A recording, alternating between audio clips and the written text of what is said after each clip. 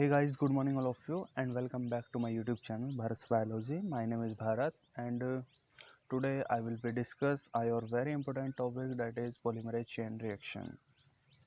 अगर आप इस चैनल पर नए हो तो चैनल को सब्सक्राइब जरूर करें और वीडियो को प्लीज़ एंड तक ज़रूर देखें। अगर ये वीडियो आपको कुछ भी इन्फॉर्मेटिव लगती है तो वीडियो को लाइक एंड शेयर ज़रूर करें। तो चलिए वीडियो को स्टार्ट करते हैं बिना किसी देरी के। देखिए, तो हमारा जो टॉपिक है आज का वो है PCR। तो देखिए, इसके नाम से ही पता चलता है इसकी फुल फॉर्म क्या होती है। इसकी होती है full form polymerase chain reaction. तो इसका जो वर्ड है पॉलीमरेज, ठीक है, इससे समझिए पॉली का मीन होता है बहुत सारा और मरेज यानी कॉपीज क्रिएट करना। तो ये जो वर्ड निकल के आता है पॉलीमरेज, तो इस वर्ड का ही मीनिंग होता है मल्टीपल कॉपीज क्रिएट करना, यानी पॉली यानी बहुत सारी और मरेज यानी कॉपीज क्रिएट करना। तो किसी भी डीएनए फ्रेगमेंट की जब मल्टीपल कॉपीज क्रिएट करी जाती हैं तो वो किस चीज़ के थ्रू करी जाती हैं? Polymerase chain reaction. Chain reaction इसका नाम इसलिए पड़ा है क्योंकि वही रिएक्शन बार बार रिपीट हो रही है। पॉलीमरेज यानी किसी भी चीज़ की मल्टीपल कॉपीज क्रिएट करना और फिर वही रिएक्शन बार बार रिपीट होती है, तो इसलिए इसको बोला जाता है पॉलीमरेज चेन रिएक्शन। अब इसकी डेफिनेशन की बात करें तो इसकी डेफिनेशन बताया गया, अगर हमारे पास कोई भी डीएनए फ्रेगमेंट है और वो बहुत ही स्मॉल अमाउंट में है और हमें उस पर फर्दर टेस्टिंग करनी है या स्टडी करनी है, एनालिसिस करना है, बट वो उतना हमारे अमाउंट में मतलब उतना नहीं है कि हम उसका कोई यूज़ कर सकें, बहुत कम अमाउंट में है, तो उसका हम फिर पीसीआर के थ्रू एम्पलीफिकेशन करेंगे और उसको रेप्लिकेशन करके उसकी क्वांटिटी को ज़्यादा करेंगे जिससे हम उसकी आगे जाके पढ़ाई कर सकें, कुछ भी स्टडी कर सकें। सेकंड चीज़ आती है, देखो पीसीआर वर्क। ये जो पीसीआर होता है हमारा वर्क कैसे करता है, तो देखिए इसमें क्या होता है, 3 फेजेस आते हैं। क्या आते हैं? 3। पहला होता है डीएनए को डिनेचर करना होता है। सेकंड स्टेप में क्या होता है, जो हमारे प्राइमर होते हैं आरएनए प्राइमर वगैरह, ये उससे अटैच होते हैं डीएनए स्ट्रैंड से। और जो लास्ट होता है उसमें क्या होता है, टैग पॉलीमरेज, ठीक है, वो अटैच होता है जाकर डीएनए स्ट्रैंड से और न्यू स्ट्रैंड डेवलप करता है जिससे एक डीएनए से 2 डीएनए मॉलिक्यूल बन जाते हैं और यही साइकिल फिर रिपीट होती रहती है, ठीक है। तो स्टेप देख लेते हैं, वो 3 स्टेप क्या क्या हैं। तो यहाँ पर देख रहे होगे आप स्क्रीन पर, जो सबसे पहला स्टेप है वो है डिनेचुरेशन। जो वर्ड है डिनेचुरेशन, जो नेचुरल, देखो नेचुरल क्या होता है, जो कोई भी हमारा डीएनए हो या कंपाउंड हो वो जो उसकी नेचुरल प्रॉपर्टी होती है। डिनेचर यानी उसकी नेचुरल प्रॉपर्टी को ख़त्म करना। तो डिनेचुरेशन क्या होता है, इसमें टेम्परेचर को हम बहुत ज़्यादा रेज कर देते हैं जिससे डीएनए के जो स्ट्रैंड होते हैं, डबल स्ट्रैंड होता है हमारा डीएनए, वो ब्रेक डाउन हो जाते हैं, ठीक है। सेकेंड स्टेप होता है हमारा एनिलिंग। जो वर्ड है एनिलिंग, एनिलिंग का मीन होता है किसी चीज़ से जाके जुड़ना। क्या होता है? जुड़ना। तो एनिलिंग हमारा एक प्रोसेस होता है जिसमें हमारे जो प्राइमर होते हैं आरएनए प्राइमर्स, वो जाके अटैच होते हैं डीएनए स्ट्रैंड पर जो अलग अलग हो चुके हैं, डिनेचर हो चुका है डीएनए के स्ट्रैंड। और जो लास्ट स्टेप होता है वो होता है इलोंगेशन। इलोंगेशन यानी किसी चीज़ का मतलब रेप्लिकेशन होना या उसका बढ़ना। तो जो डीएनए स्ट्रैंड पे जाकर हमारे आरएनए प्राइमर अटैच हुए हैं तो उनका फिर न्यू स्ट्रैंड डेवलप कराना वो इलोंगेशन प्रोसेस के अंदर आता है। तो नेक्स्ट चीज़ देखते हैं। देखिए यहाँ पर ये डायग्राम है, इसके थ्रू आप समझिए 3 स्टेप होते हैं। पहला हीट 92 डिग्री से लेकर 96 डिग्री तक हम इसको हीट करना होता है। फिर बाइंड वाला जो प्रोसेस है उसमें हमें टेम्परेचर क्या रखना होता है, उसमें रखना होता है हमें 40 डिग्री से लेकर 60 डिग्री तक टेम्परेचर रखना होता है। और जो कॉपीज क्रिएट होती हैं वो होती हैं 70 डिग्री से लेकर 76 डिग्री सेल्सियस तक। तो ये टेम्परेचर 3 बार अलग अलग हमें चेंज करना होता है जिसके दौरान हमारा ये पूरा का पूरा पीसीआर का रिएक्शन होता है। ये टेम्परेचर की रेंज रखिए 92 से 94। ये डबल स्टैंड हमारा डीएनए था, देख रहे होगे आप स्क्रीन पर। मैं आपको दिखा देता हूँ, एक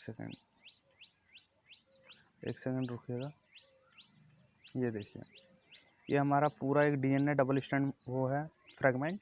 यहाँ पे देखो टेम्परेचर रेज करा, तो ये जो इसके डीएनए के स्ट्रैंड थे दोनों अलग अलग ब्रेक डाउन हो गए। क्या हो गए? अलग अलग। ये 5' to 3' और ये 3' to 5', ये दोनों अलग अलग हो गए। इस प्रोसेस को क्या बोलेंगे? डिनेचुरेशन, ठीक है। सेकंड स्टेप आता है, देखिए हमारा वो होता है एनिलिंग। एनिलिंग के बारे में मैंने आपको बताया था, टेम्परेचर 40 से 60 तक रखते हैं। अलग अलग बुक्स में अलग अलग देके रखते हैं, तो इसमें दे रखा है 50 से 70, बट जो नॉर्मल रखते हैं वो 60 के आसपास रेंज में रखते हैं। तो यहाँ पे देखिए हमारे जो प्राइमर थे वो आके अटैच हो गए। देखिए ये नीचे एक प्राइमर अटैच हो गया स्टैंड पर और ये ऊपर वाले स्टैंड पर 2 प्राइमर आके अटैच हो चुके हैं, ठीक है। तो ये हो गया हमारा एनिलिंग। उसके बाद में अब हमारा जो लास्ट प्रोसेस बचता है उसको एक्सटेंशन बोल सकते हैं, रेप्लिकेशन बोल सकते हैं, कुछ भी आप कह सकते हो, अलग अलग चीज़ें होती हैं नाम।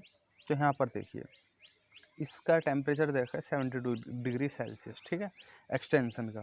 और यहाँ पर देखिए जो हमारा ये स्ट्रैंड था, ये एक सेकंड आप देख पा रहे होगे, ये जो ऊपर वाला स्ट्रैंड है डीएनए का, ठीक है, ये नीचे वाला दूसरा स्ट्रैंड इसमें आरएनए प्राइमेज लग चुका था।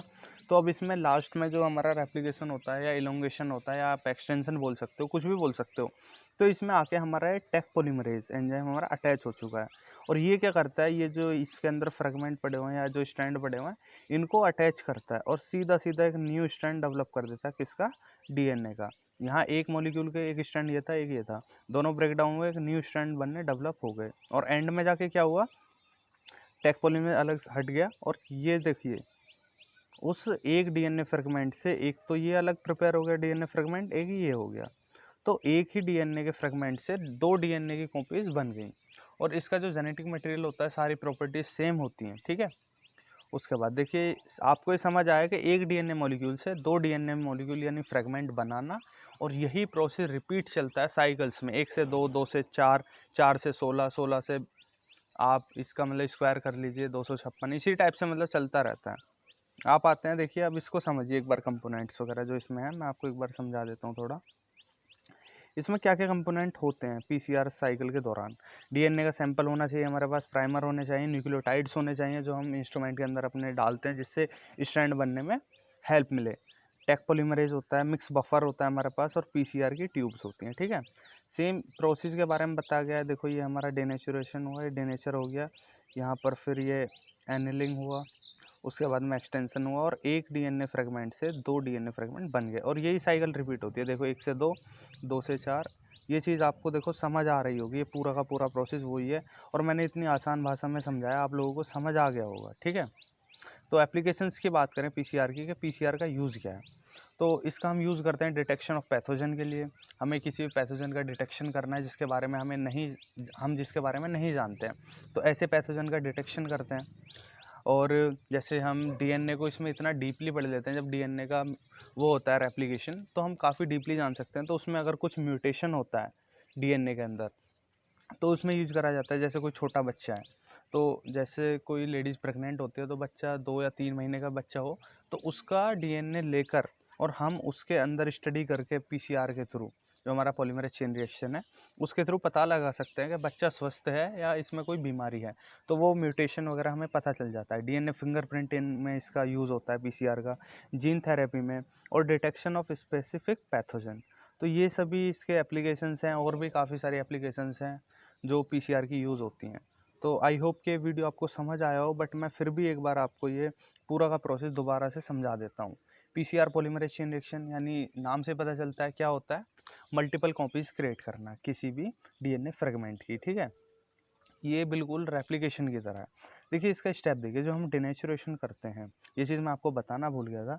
इसका स्पेसिफिक टाइम पीरियड होता है, जो हमें टेम्परेचर रखना होता है 93 से 95 के बीच में, वो 1 मिनट के लिए रखना होता है डिनेचुरेशन का प्रोसेस, ठीक है।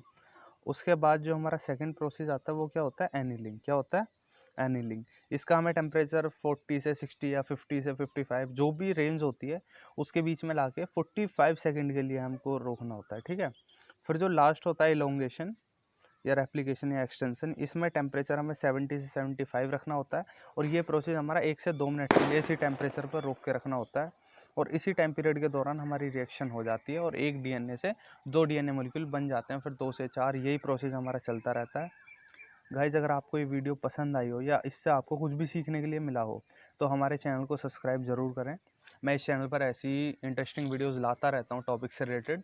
अगर आपको वीडियो अच्छी लगी हो तो लाइक करें और शेयर ज़रूर करना, चैनल को सब्सक्राइब करें। मैं हर रोज़ सुबह 10 बजे न्यू वीडियो लेकर आता हूँ इसी चैनल पे। अगर आपको किसी भी टॉपिक पर वीडियो चाहिए, बायोटेक, माइक्रोबायोलॉजी, फूड टेक, या फिर किसी भी अदर डिपार्टमेंट से जो लाइफ साइंस से रिलेट रखता हो, तो आप वीडियो के कमेंट सेक्शन में जाके कमेंट कर सकते हैं। ओके गाइज, तब तक के लिए बाय, अपना ख्याल रखें।